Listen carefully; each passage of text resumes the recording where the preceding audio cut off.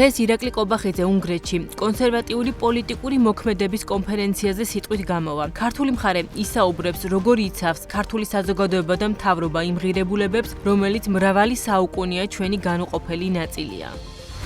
ევროკომისიამ შავი ზღვის რეგიონის სტაბილურობისა და უსაფრთხოების ხელშეწყობისთვის ახალი სტრატეგია წარადგინა, რომლის მიხედვით ევროკავშირი განახორციელებს მჭიდრო თანამშრომლობას უკრაინასთან, მოლდოვასთან, საქართველოსთან, თურქეთთან, სომხეთთან და აზერბაიჯანთან სატრანსპორტო, ენერგეტიკულ და ციფრულ პროექტებზე.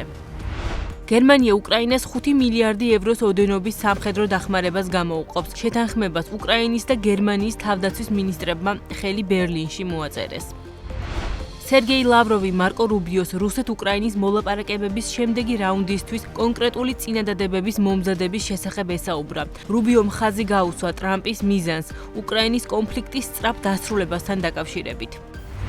დონალდ ტრამპი აცხადებს, რომ 2 კვირის განმავლობაში გავიგებთ პუტინის სამშვიდობო პროცესში ყალბად არის დაინტერესებული თუ არა. მისი თქმით, თუ ყალბადაა, ამაზე ცოტა სხვაგვარი პასუხი ექნება, თუმცა მას არ დაუკონკრეტებია საპასუხო ზომების შესახებ.